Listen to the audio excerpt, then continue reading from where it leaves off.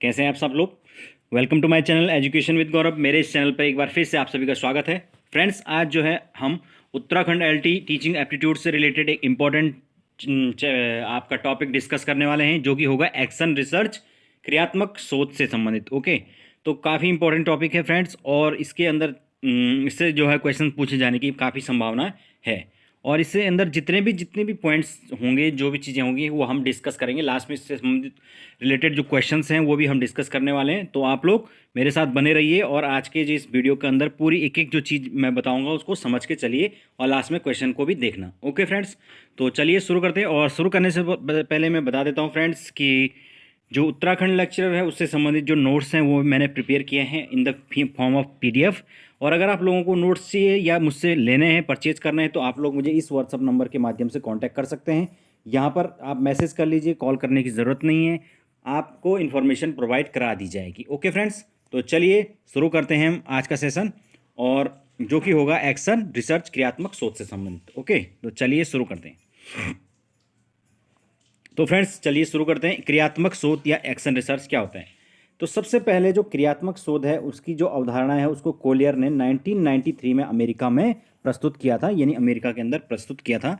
उन्होंने क्रियात्मक शोध को सैद्धांतिक ज्ञान नहीं बल्कि व्यावहारिक ज्ञान से जोड़ने का प्रयत्न किया था। ओके, जो क्रियात्मक अनुसंधान है वे एक प्रकार की अनुसंधान नीति यानी कि रिसर्च की स्ट्रेटजी है, जिसका उपयोग जो सामाजिक समस्या है, व्यावसायिक समस्याएं, विद्यालय संबंधी समस्याएं का अध्ययन करना और उसका समाधान ढूंढना क्रियात्मक अनुसंधान का उद्देश्य है।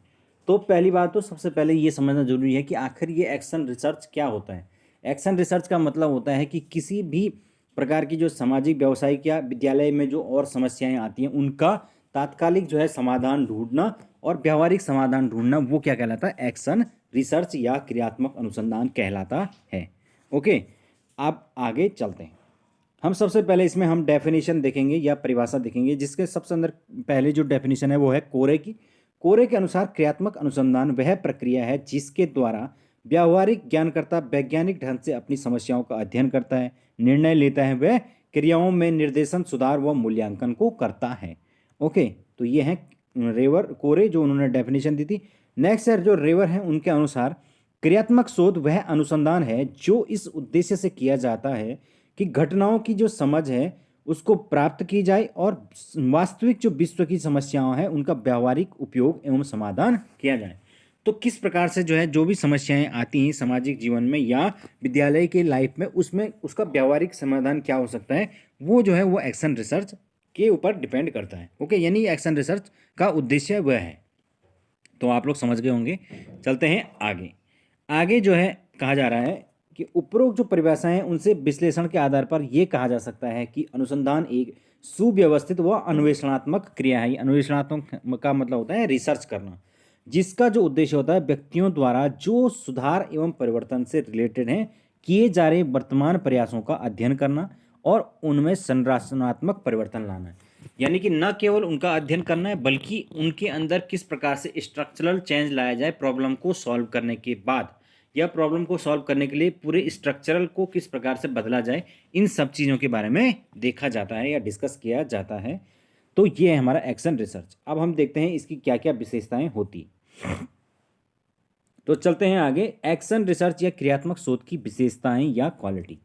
तो सबसे पहली विशेषता है यह एक प्रकार का व्यावहारिक अनुसंधान है। तो हम पहले भी बता चुके हैं कि जो ये अनुसंधान है ये एक व्यावहारिक अनुसंधान है, और क्रियात्मक अनुसंधान को व्यावहारिक अनुसंधान इसीलिए कहा जाता है क्योंकि इस प्रकार के अनुसंधान में तात्कालिक जो समस्याएं हैं उनका अध्ययन करके और उनका जो समाधान किया जाता है, और उसके संबंध में जो है नीतियों का निर्धारण किया जाता है, यानी कि कौन सी पॉलिसी इंप्लीमेंट की जाए जिससे कि उस समस्या के अंदर जो भी चीज़ें हैं वो सॉल्व हो जाएं या उसका समाधान इस प्रकार से निकले कि वो व्यावहारिक एक समाधान हो। ओके, चलते हैं आगे।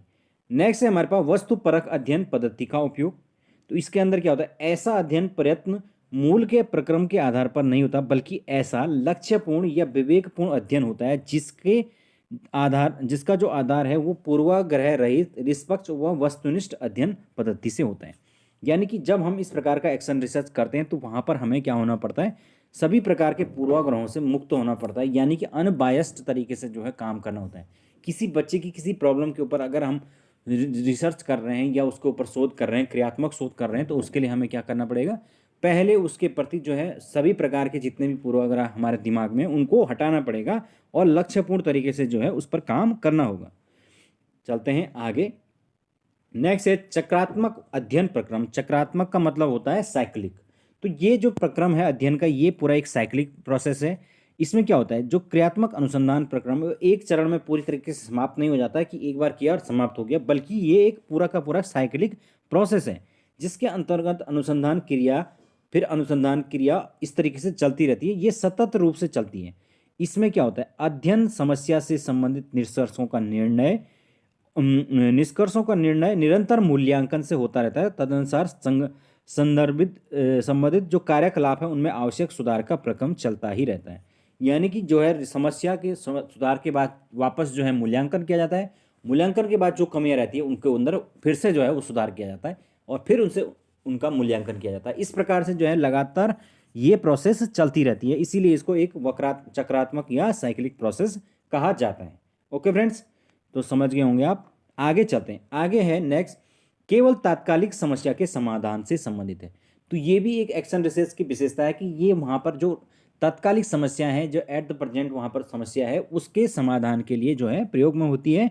ऐसे अनुसंधान से प्राप्त निष्कर्षों की अनुप्रयुक्ति संबंधित संस्था की एक तात्कालिक समस्या के समाधान के लिए उपयुक्त रहते हैं और यह दूरगामी परिणाम नहीं देती हैं। यानी कि उस प्रकार का रिसर्च नहीं होता है कि इसका कोई ऐसा परिणाम हो जो कि कोई बहुत बड़ा रिजल्ट दे दे या कोई इनोवेशन इस प्रकार का कर दे। ओके, तो ये है हमारा कि ये तात्कालिक जो समस्याएं हैं उनके संबंधित होता है।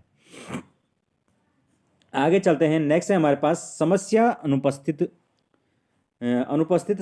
अनुसंधान। इसका क्या मतलब है, क्रियात्मक जो अनुसंधान है उसमें विशेष बल संबंधित समस्या के अध्ययन तथा समाधान तक सीमित रहता है। तो यानी कि समस्या का जो है अध्ययन करना है और उसका समाधान करना, बस यहाँ तक ही सीमित है। उसमें कोई इनोवेशन या कुछ नई चीज़ जोड़ने की बात नहीं होती। और नेक्स्ट है जनतांत्रिक भावना पर आधारित। तो जनतांत्रिक भावना पर आधारित इस प्रकार से होता है कि इसके अंदर जो है वो सब मिलकर जो है वो एक कलेक्टिव प्रयास के द्वारा जो है वो काम किया जाता है। ओके, यानी कि इस विद्यालय के अंदर अगर कोई समस्या है तो उसका कलेक्टिव प्रयास के माध्यम से उसका हल किया जाता है। आगे चलते हैं।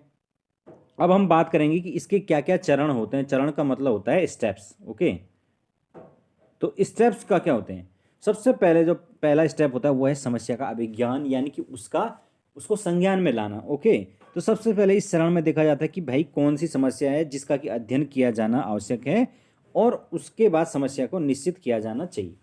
यानी कि सबसे पहले तो पता यही करना है कि भाई आखिर प्रॉब्लम है क्या। ओके, फिर नेक्स्ट जो हमारे पास सेकंड स्टेप इसमें आएगा वो है कार्य के लिए प्रस्ताव पर विचार करना।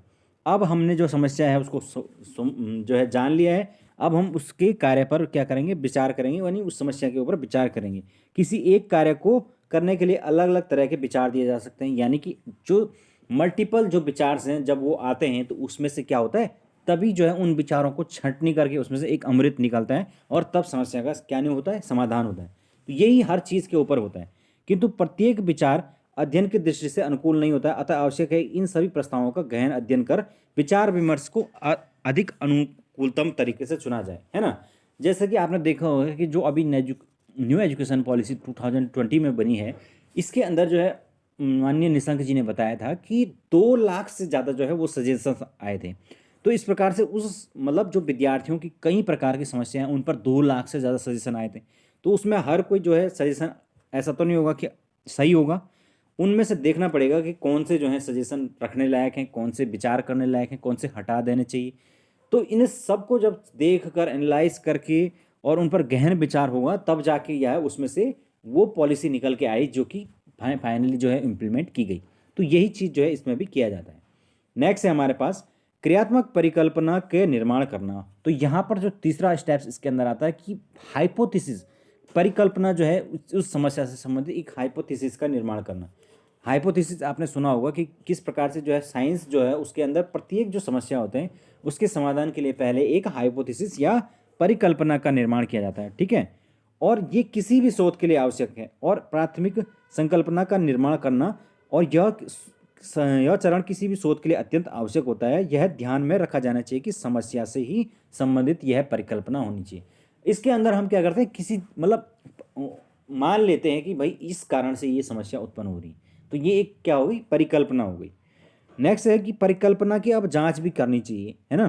तो इससे क्रियात्मकता की जांच करने के लिए एक योजना बनाई जाती है, यानी कि अब हम क्या करेंगे, हमने उससे संबंधित हाइपोथेसिस भी बना दी है। अब हम पता करेंगे कि आखिर इसको सही करने के लिए कौन सी योजना, कौन सी प्लानिंग की जा सकती है, समझ गए। और नेक्स्ट जो स्टेप होगा उसमें क्या होगा, उसी योजना का क्रियान्वयन व तथ्यों का आकलन किया जाएगा या संकलन किया जाएगा। किस प्रकार से, मतलब उस योजना को प्लानिंग करने के लिए क्या क्या रिक्वायरमेंट है, क्या क्या संसाधनों की जरूरत है, ये सब क्या हो गया, उसके अंदर संकलन हो गया। और इस चरण में कार्यकारी योजना को मूर्त रूप दिया जाता है।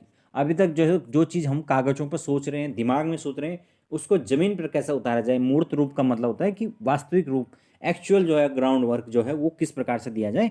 तो उसके लिए जो है हमें विभिन्न प्रकार के तथ्य भी इकट्ठे करने होंगे, संसाधनों और रिसोर्सेज की भी जरूरत होगी। तो सारी जो चीज़ें उसके अंदर होगी ये इस स्टेप के अंदर आ जाती हैं। नेक्स्ट स्टेप जो है इसके अंदर आता है फ्रेंड्स, जो तथ्य होते हैं, जितने भी हमने उसके अंदर फैक्ट पाए हैं, जितने भी हमने डेटा को इकट्ठा किया है, उनका विश्लेषण करना, व उनकी व्याख्या करना, उनको एनालिसिस करना कि भाई कौन सा जो है फैक्ट सही है, कौन सा गलत है, कौन सा रखना चाहिए, कौन सा नहीं रखना चाहिए, और उनका अलग अलग प्रकार से जो है उनका वर्गीकरण करना, अलग अलग कैटेगरी वाइज करना। तो ये है वर्गीकृत करके विश्लेषण करना और उसकी तदनुरूप व्याख्या करना, उसको डिस्क्राइब करना। और लास्ट में जो है दिया जाता है सजेशन, जहाँ पर कि जो शोध करता है वो क्या करता है, अपना एक सजेशन प्रस्तुत करता है कि भाई भविष्य में अगर कोई इस संबंध में रिसर्च करता है तो उसके लिए क्या हमारा सजेशन है, क्या हमारे एक्सपीरियंस थे, उसके बारे में इसमें सुझाव होता है। तो इसको आप सुझाव कह लीजिए या निष्कर्ष कह लीजिए, एक ही बात है। ओके, तो ये हमारे कुछ 7 स्टेप्स होते हैं। अब आगे चलते हैं, क्रियात्मक शोध के क्या टाइप्स होते हैं, टाइप्स भी होते हैं इसके, मुख्यतः 3 जो है इसकी श्रेणी या टाइप्स में इसको विभाजित किया जाता है। पहला जो श्रेणी या टाइप है, पहला है वर्णनात्मक या क्रियात्मक अनुसंधान, यानी कि डिस्क्रिप्टिव एक्शन रिसर्च। तो इस प्रकार के शोध में किसी क्षेत्र में वस्तु स्थिति खोजने के लिए किया जाता है।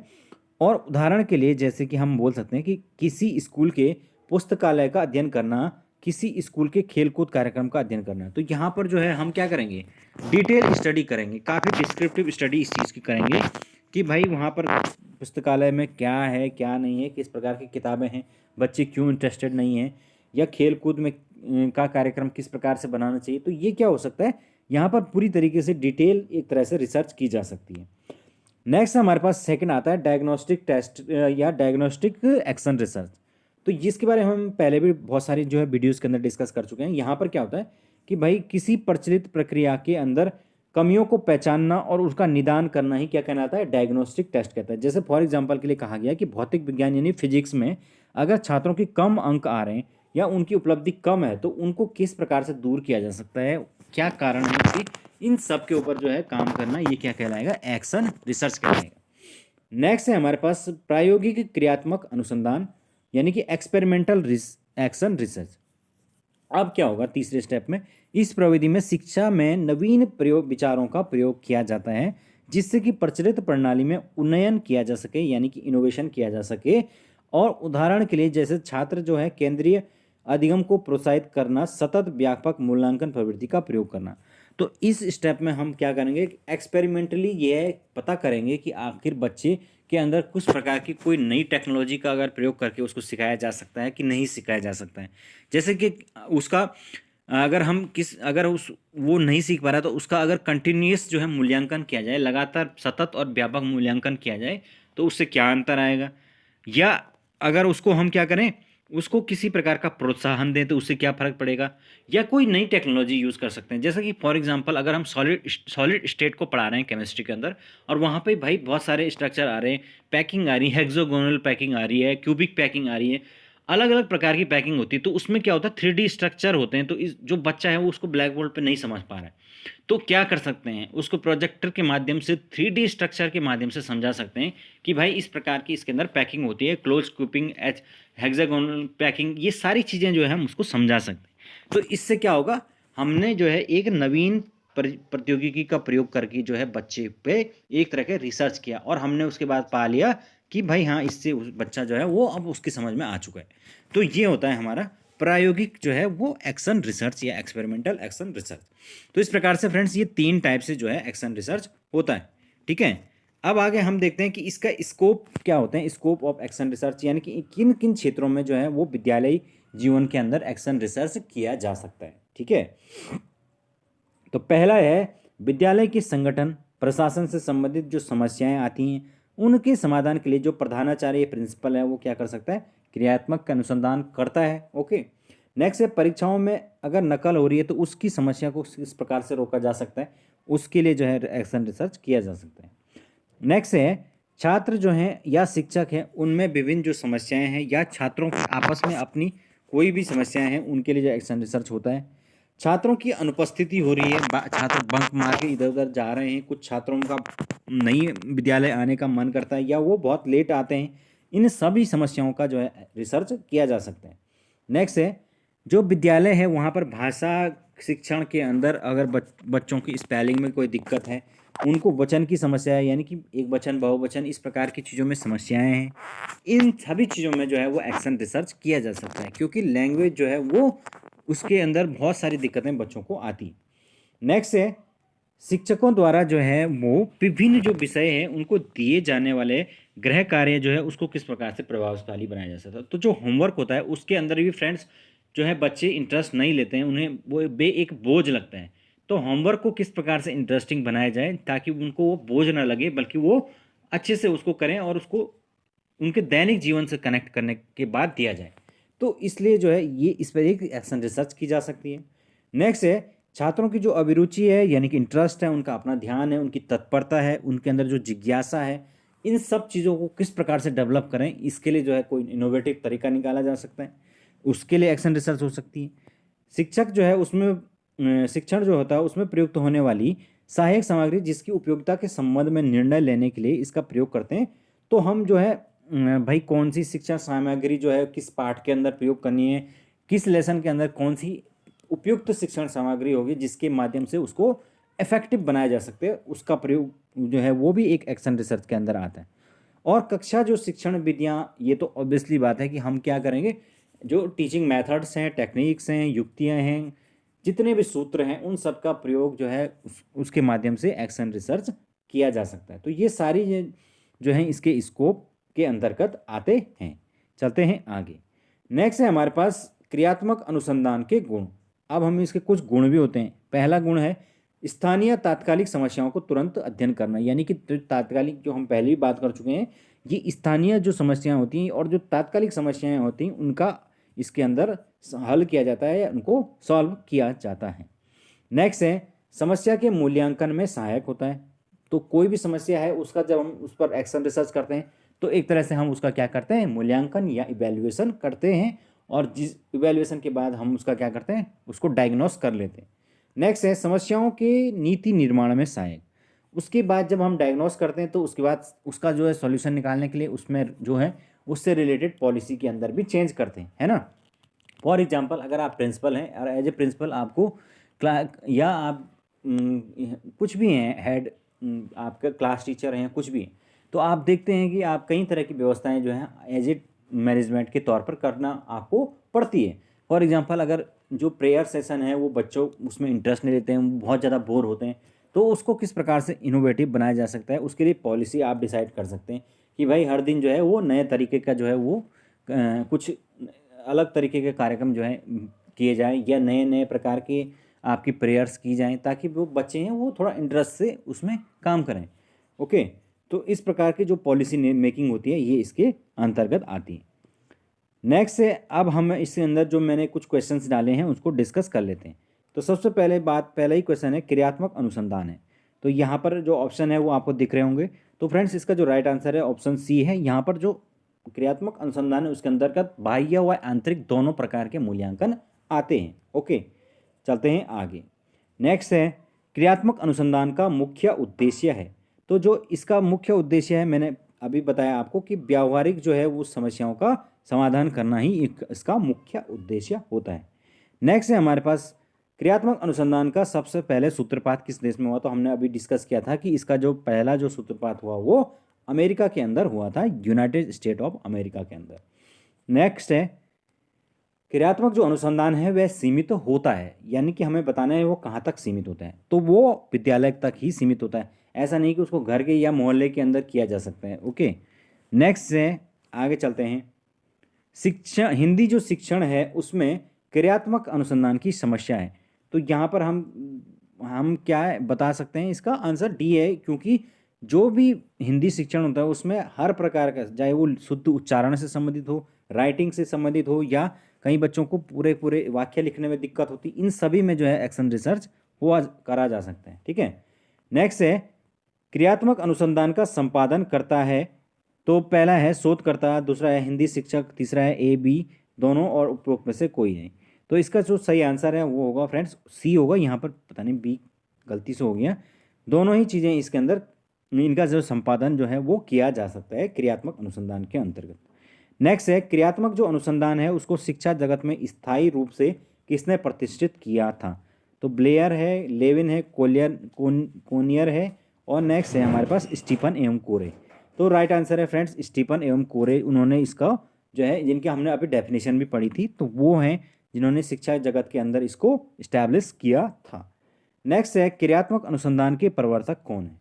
तो जो क्रियात्मक अनुसंधान है उसके जो प्रवर्तक हैं अभी अभी हमने बात की, कौन है, स्टीफन एम कोरे। ओके, नेक्स्ट है, अगला जो क्वेश्चन है हमारे पास, क्रियात्मक अनुसंधान के निष्कर्षों का रूप होता है। तो कैसा रूप होता है, सामान्यकरण, सिद्धांतों का प्रतिपादन, व्यवहारिक रूप, या उपरोक्त सभी। तो फ्रेंड्स इसका आंसर हो जाएगा ऑप्शन सी। अभी हमने बात की कि जो है ये जो क्रियात्मक अनुसंधान होते हैं इसमें जो भी निष्कर्ष निकाले जाते हैं वो व्यवहारिक चीज देने पर होते हैं, यानी कि समस्या का व्यवहारिक समाधान क्या हो सकते हैं।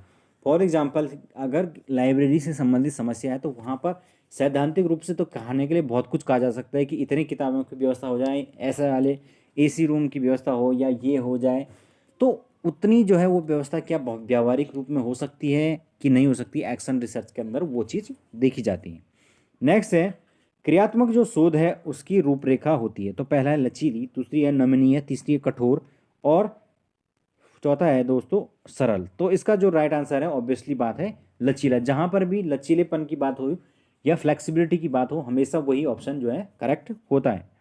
नेक्स्ट है, क्रियात्मक अनुसंधान हेतु सोपान या स्टेप्स होते हैं। तो कितने स्टेप्स होते हैं, 7 स्टेप। अभी हमने जो है डिस्कस किया था कि इसके अंदर 7 स्टेप होते हैं। कौन कौन से स्टेप थे, सबसे पहले समस्या का जो है पहचानना, उसके बाद जो है समस्या से संबंधित विचार करना, उसके बाद जो है उसकी हाइपोथेसिस बनाना, फिर हाइपोथेसिस के ऊपर जो है वो परियोजना बनाना, फिर परियोजना से संबंधित जो है जो तथ्य होते हैं या आंकड़े होते हैं या जितने भी फैक्ट एंड फिगर्स हैं उन सबको एनालाइज करना, और लास्ट में जो है उसका आपको फीडबैक देना या आप उसको सजेशन देना, जो भी कहें। तो इस प्रकार से 7 स्टेप्स के अंदर ये होता है। नेक्स्ट है हमारे पास, क्रियात्मक अनुसंधान का प्रयोग शिक्षा में करने का श्रेय किसको जाता है। तो फ्रेंड्स इसका जो श्रेय जाता है वो स्टीफन एम कोरे, अभी हमने डिस्कस किया था इसके बारे में। नेक्स्ट है हमारे पास, क्रियात्मक अनुसंधान संबंधित है। तो पहला है शिक्षक से, दूसरा है विद्यार्थी से, तीसरा है विद्यालय से, या चौथा है उपरोक्त सभी। तो ये ऑप्शन होगा उपरोक्त सभी, यानी कि सारे इस जो है एक्शन रिसर्च इससे रिलेटेड होता है। नेक्स्ट है हमारे पास, क्रियात्मक जो अनुसंधान है उसका मूल उद्देश्य क्या है। तो पहला है समस्या का समाधान, नवीन शोध, या उपाधि प्राप्त करना, या पुरस्कार को प्राप्त करना। तो समस्या का समाधान ढूंढना जो है इसका मूल उद्देश्य होता है। नेक्स्ट है फ्रेंड्स, क्रियात्मक जो शोध है उसमें जो उपकरण प्रयुक्त होता है वो कौन से होते हैं, अवलोकन, प्रश्नावली, साक्षात्कार, या उपरोक्त सभी। तो फ्रेंड्स इसका जो राइट आंसर होगा वो होगा ऑप्शन डी, यानी कि सारे के सारे जो हैं इसके अंदर प्रयोग होते हैं। अवलोकन यानी ऑब्जर्वेशन भी किया जाता है, क्वेश्चन आंसरिंग के माध्यम से किया जाता है, साक्षात्कार इंटरव्यू के माध्यम से भी किया जाता है। तो हर प्रकार से एक्शन रिसर्च किया जाता है। नेक्स्ट है हमारे पास, एंडरसन के अनुसार क्रियात्मक शोध या अनुसंधान के कितने पद होते हैं। तो फ्रेंड्स इसके राइट आंसर होगा ऑप्शन डी, जो 7 जो बताए गए हैं वो डिविडेशन किसने किया है, एंडरसन ने ही उसको किया है, 7 स्टेप्स जो बताए गए। नेक्स्ट है, क्रियात्मक अनुसंधान शिक्षा जगत में कब प्रतिष्ठित हुआ था। तो इसका जो राइट आंसर होगा ऑप्शन बी हुआ, यानी कि 1953 के अंदर प्रतिष्ठित हुआ था। नेक्स्ट है हमारे पास, क्रियात्मक जो अनुसंधान है उसके लिए क्या आवश्यक है। तो पहला है प्रख्यात शिक्षक, पर्याप्त शिक्षक परिकल्पना, निर्माण, या कक्षा कक्ष। तो अभी हमने बात की कि यहाँ पर जो है सबसे इंपॉर्टेंट होता है परिकल्पना का निर्माण करना, हाइपोथेसिस का निर्माण करना। तो इसीलिए जो है ये ऑप्शन सी इसका राइट आंसर हो जाता है। नेक्स्ट है हमारे पास क्रियात्मक अनुसंधान का द्वितीय सोपान है। तो दूसरा जो स्टेप है वो कौन सा था, अभी अभी हमने डिस्कस किया कि दूसरे जो स्टेप्स है उसके अंदर जो है हम क्या करते हैं, परियोजना का उसको ऊपर विचार विमर्श करते हैं। तो इसलिए ऑप्शन डी इसका बिल्कुल राइट आंसर हो जाएगा। नेक्स्ट है परियोजना पर नहीं, सेकंड स्टेप में जो हमारा जो समस्या है उसके ऊपर विचार विमर्श किया जाता है। नेक्स्ट है क्रियात्मक अनुसंधान के हल की जा सकती है। तो किस प्रकार की समस्याएं इसे हल की जा सकती है, पर्यावरण प्रदूषण, समाज की बुराइयां, बालक में झगड़े की समस्या या उपरोक्त सभी। तो फ्रेंड्स इससे राइट आंसर हो गया ऑप्शन सी। हम जो क्योंकि विद्यालय के अंदर ये क्रिया की जाती है तो यहाँ पर जो बच्चों के अंदर जो अगर दो बच्चे हैं उनके अंदर लगातार जो है झगड़ा चलता है तो उसकी समस्या को क्रियात्मक अनुसंधान से सॉल्व किया जा सकता है। कैसे, उनको एक किसी कंबाइंड प्रोजेक्ट के ऊपर काम दिया जा सकता है जिससे कि वो उसमें सहयोगी पार्टनर के रूप में काम करें और उनके बीच में झगड़ा समाप्त हो जाए। तो इस प्रकार से ये एक्शन रिसर्च के माध्यम से होता है। नेक्स्ट है कि क्रियात्मक जो अनुसंधान है उसके द्वारा निम्न में से कौन सा कार्य नहीं किया जाता है। तो पहला है समस्याओं का व्यावहारिक अध्ययन, दूसरा समस्याओं का व्यावहारिक समाधान निकालना, तीसरा है कार्यप्रणाली में सुधार और चौथा है ज्ञान के क्षेत्र में नवीन योगदान करना। तो फ्रेंड्स इसका जो राइट आंसर होगा ऑप्शन डी। मैंने बताया था ना आपको कि एक्शन जो रिसर्च है उसका काम जो है केवल व्यावहारिक समाधान निकालना है, नवीन खोज करना उसका जो उद्देश्य नहीं होता है।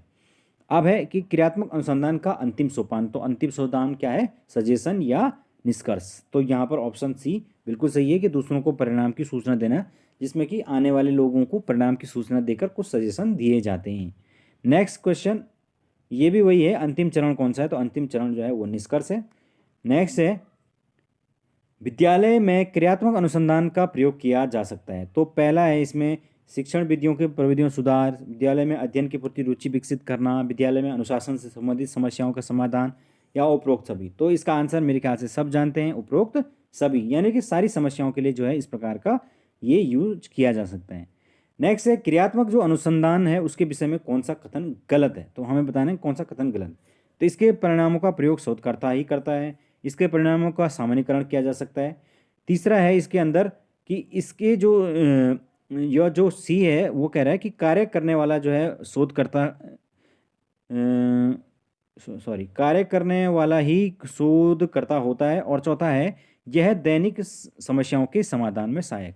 तो फ्रेंड्स इसका जो राइट आंसर है वो ऑप्शन बी है, क्योंकि यहाँ पर है कि समस्याओं का सामान्यीकरण किया जा सकता है, क्योंकि यहाँ पर जो समाधान दिए जाते हैं वो व्यावहारिक होते हैं और तात्कालिक होते हैं, तो इसलिए उनका सामान्यीकरण नहीं किया जा सकता है। क्यों, सामान्यीकरण उन चीज़ों का किया जा सकता है जो कि भविष्य के लिए भी जो है हर प्रकार की परिस्थिति में इस्तेमाल होती हैं, लेकिन इस प्रकार की जो समस्याएं होती हैं वो समस्या के स्पेसिफिक समाधान पर डिपेंड होती है। इसलिए हर प्रकार की समस्याओं में एक जैसा जो है वो स्ट्रेटजी नहीं अपनाई जा सकती और इसीलिए जो है सामान्यीकरण नहीं किया जा सकता। सामान्यीकरण यानी जनरलाइजेशन। नेक्स्ट है, तो इतने ही हैं फ्रेंड्स, इसमें जो है क्वेश्चन आज के इतने ही हैं, 25 क्वेश्चन। तो आई होप आप लोगों को जो है एक्शन रिसर्च अच्छे से आज जो है समझ में आ गया होगा। ओके फ्रेंड्स, तो चलिए अभी के लिए इतना काफ़ी है। Thank you so much, good night.